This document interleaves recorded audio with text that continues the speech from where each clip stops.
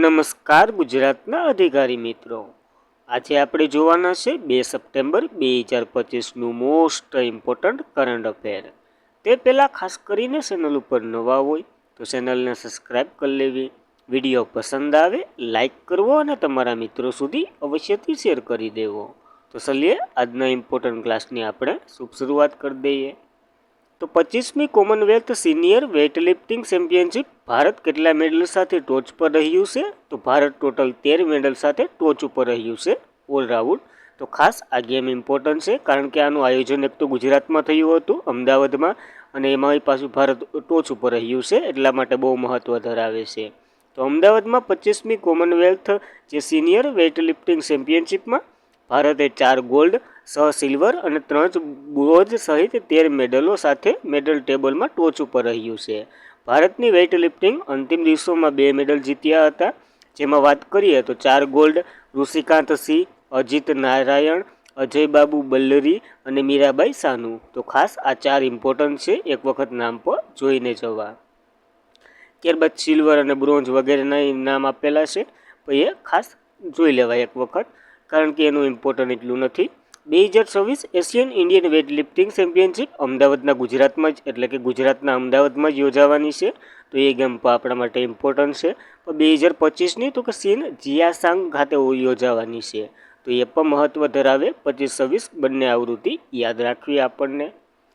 ત્યારબાદ કયા રાજ્યએ ભીખ માગવા ઉપર સંપૂર્ણ પ્રતિબંધ મૂકી દીધો છે? તો મિઝોરમે આ કાયદો પસાર કરી અને બની ગયું છે સંપૂર્ણ અને પહેલું બન્યું છે. તો મિઝોરમ દેશનું પહેલું રાજ્ય બન્યું છે જ્યાં ભીખ માગવામાં ટૂંક સમયમાં સંપૂર્ણપણે ગેરકાયદેસર બનશે. હવે મિઝોરમ દેશનું પહેલું રાજ્ય બની ગયું છે, તો યાદ રાખવું. અને રાજ્યની વિધાનસભામાં Mizoram prohibition of bearing bill 2025 પસાર કરવામાં આવ્યું છે. આ કાયદાનો હેતુ ફક્ત ભીખ માગવા પર પ્રતિબંધ મૂકવામાં નથી આવ્યો, પરંતુ ભિખારીઓને સહાય, રોજગાર આપવું, આત્મનિર્ભર બનાવવાનો પ્રયત્ન કરવો જેવા એક સમાજ ફરીથી સન્માન સાથે જીવન શરૂ કરવાનું છે. અને દેશનું પ્રથમ ભિખારી મુક્ત શહેર આપણને ખબર જ છે ઇન્દોર બન્યું હતું. બીજું કયું બન્યું હતું એ ઇમ્પોર્ટન્ટ છે, એ તમારે કોમેન્ટ કરવાનું છે. ત્યારબાદ મિઝોરમની વાત કરી લઈએ. કેપિટલ આઇઝોલ છે, સીએમ તો કે લાલુ દુહામા છે અને રાજ્યપાલ વીકે સિંહ છે. તો ખાસ આ બેઝિક મિઝોરમની માહિતી યાદ રાખવી આપણને. ત્યારબાદ કઈ ભારતીય સંસ્થાએ પ્રથમ વખત રેમન મેગ્સેસ એવોર્ડ 2025 જીત્યો છે? તો એજ્યુકેશન ગર્લ્ડ એનજીઓ છે ને એને જીત્યો છે. જો ટોટલ 3 વ્યક્તિને આ વખતે મળ્યો છે, અને આવું પ્રથમ વખત થયું કે 3 વ્યક્તિ અને એક સંસ્થાને પણ મળ્યો હોય. તો ભારતના ગ્રામીણ અને શૈક્ષણિક રીતે વંચિત વિસ્તારોમાં કન્યા શિક્ષણ માટે સમુદાય અને સરકારી સંસાધનોના એકત્રિત કરવાને સમર્પિત foundation to education girls globally નામની એક ભારતીય બિન લાભદારી સંસ્થા છે. એને 2025માં રેમન મેગ્સેસ એવોર્ડ વિજેતા તરીકે નામ આપવામાં આવ્યું છે. આ જાહેરાત રેમન મેગ્સેસ ફાઉન્ડેશન દ્વારા કરવામાં આવી છે અને એજ્યુકેશન ગર્લ્સ તરીકે જાણીતું આ ફાઉન્ડેશન એશિયાના નોબેલ પુરસ્કારના સમકક્ષ ગણાતો આ રેમન મેગ્સેસ પુરસ્કાર મેળવનાર પ્રથમ ભારતીય સંસ્થા બની છે. તો ખૂબ ઇમ્પોર્ટન્ટ ધરાવે છે આ પ્રશ્ન, આવનારી તમામ એક્ઝામમાં યાદ રાખવો. આ એજ્યુકેશન ગર્લ્સની વાત કરીએ. રાજસ્થાનમાં શરૂ થયેલ ફાઉન્ડેશનની સ્થાપના 2007માં સફી હુસેન દ્વારા કરવામાં આવી હતી, સફીના હસન દ્વારા. અને આનો ઉદ્દેશ્ય ભારતના ગ્રામીણ શૈક્ષણિકને પ્રચારિત વિસ્તારોમાં બધી જ છોકરીઓને શાળામાં દાખલ કરવી, ખાતરી કરવી, તેનું નિયમનપણે શાળામાં હાજરી આપવી અને ગુણવત્તાયુક્ત શિક્ષણ મેળવી રહે એના માટેની આ એક સંસ્થા છે. અને આ એવોર્ડ મેળવનાર આ પ્રથમ ભારતીય સંસ્થા બની છે. તો ખાસ આપણે આઈનું જોવાનું હોય, પછી બીજા 2 વ્યક્તિને મળ્યો એ નામ એટલા ઇમ્પોર્ટન્ટ નથી, તોય હાજ રાખવા. ત્યારબાદ કયા દેશે શાળા વર્ગખંડોમાં મોબાઈલ ફોન પર પ્રતિબંધ મૂકતો બિલ પસાર કરી દીધું છે? તો સાઉથ કોરિયાએ કર્યું છે. ઓસ્ટ્રેલિયાએ આખા એમાં સોશિયલ મીડિયા પર પ્રતિબંધ મૂકી દીધો. હવે સાઉથ કોરિયા એટલે કે દક્ષિણ કોરિયા આવ્યું. તો દક્ષિણ કોરિયાએ દેશભરમાં શાળાના વર્ગખંડોમાં મોબાઈલ ફોન પર ઉપર પ્રતિબંધ મૂકી દીધો છે અને એવું બિલ પસાર કરી દીધું છે. સગીરોમાં સોશિયલ મીડિયા ઉપયોગ રોકવાના પ્રયાસોમાં અન્ય દેશો સાથે જોડાય છે અને દક્ષિણ કોરિયા શાળાના બાળકોમાં સોશિયલ મીડિયાનો ઉપયોગ પર પ્રતિબંધ મૂકતા નવીનતમ દેશ બન્યો છે.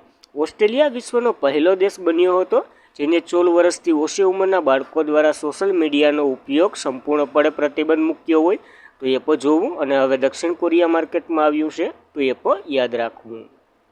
દક્ષિણ કોરિયાની વાત કરીએ. કેપિટલ સોલ છે, સલણ દક્ષિણ કોરિયન વોન છે અને પ્રમુખ લી જે મ્યુન છે. નવા બન્યા હતા, તો ખાસ દક્ષિણ કોરિયા વિશે એટલી માહિતી યાદ રાખવી. ત્યારબાદ કયા દેશના પ્રવાસ દરમિયાન પીએમ મોદીને પરંપરાગત દારૂમાં ઢીંગલી ભેટ આપવામાં આવી છે? તો જાપાનના 2 દિવસીય પ્રવાસે છે નરેન્દ્ર મોદી, તો યાદ રાખવા જાપાનના પ્રવાસે. જાપાનની મુલાકાત દરમિયાન વડાપ્રધાન નરેન્દ્ર મોદીને પરંપરાગત દારૂમાં ઢીંગલી ભેટ આપવામાં આવી છે, જે સારા નસીબના પ્રતીક તરીકે અહીંયા માનવામાં આવે છે જાપાનમાં. અને ભારત અને જાપાન વચ્ચે સભ્યતા, સાંસ્કૃતિક સંબંધને મજબૂત બનાવવા પીએમ મોદીએ 2 દિવસીય મુલાકાત સવારે ટોક્યો પહોંચ્યા હતા, તો ખાસ ત્યારે જ આ ભેટ મળી. જાપાનની વાત કરીએ, કેપિટલ ટોક્યો છે, સલણ ઇયન છે અને પીએમ સેરુંગુ ઇશિબા છે, તો એના દ્વારા જ આપવામાં આવી છે, તો ખાસ ઇમ્પોર્ટન્ટ થાય આપણા માટે યાદ રાખવી. ત્યારબાદ અમદાવાદ સિવિલ હોસ્પિટલમાં માનવ મિલ્ક બેંકમાં વાત્સલ્યનું ઉદ્ઘાટન કરવામાં આવ્યું છે. તો અમદાવાદ સિવિલ હોસ્પિટલ ગુરુવારે આરોગ્ય મંત્રી છે ને આપણા ઋષિકેશ પટેલ દ્વારા નવજાત શિશુઓ માટે અતિ આધુનિક સુવિધાનું સજ્જ નવનિર્મિત મા વાત્સલ્ય મધર મિલ્ક બેંકનું ઉદ્ઘાટન કરવામાં આવ્યું છે. તો વડલાનો પ્રશ્ન આવી શકે એટલા માટે લઈ લીધો અને યાદ રાખવો આપણને. તો કયા રાજ્યમાં પાણી સંગ્રહાલયના પ્રથમ સફળ એશિયન જાયન્ટ કાચબાનું સંવર્ધન શરૂ થયું છે? તો મણિપુરમાં થયું છે. આ જોઈ લઈએ. તો મણિપુર જિયોલોજિકલ ગાર્ડન ખાતે અને એશિયન ઇન્ડર ટર્ટન કન્વેન્શન પ્રોગ્રામના એક વર્ષ એશિયન જાયન્ટ ટોઇન્ટ એટલે કે મુન્દ્રિયા એશિયન ફેઝનું પ્રથમ સફળ કૃત્રિમ ઉષ્માભર્યું હાથ ધર્યું હતું. અને આ એક માળા જેમાં 28 બસ્સા કાઢવામાં આવ્યા છે. હવે કૃત્રિમ સેવન એટલે કે ઉષ્માભર્યું એટલે હું?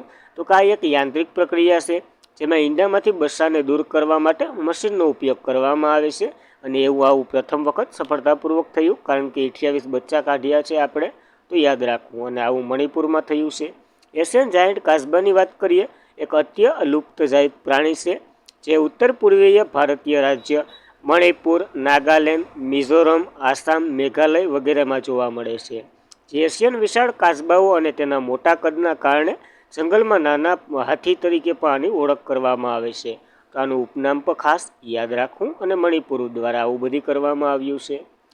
ત્યારબાદ તાજેતરમાં જ ભારતના સહયોગથી કયા દેશમાં પુનાત્સાંગુસુ 2 પ્રોજેક્ટનું પૂર્ણ થયું છે? એટલે કે આ કાર્ય પૂર્ણ કર્યું છે અહીંયા. તો ભારત અને ભૂતાનનો સહયોગથી આ કાર્ય પૂર્ણ થયું છે.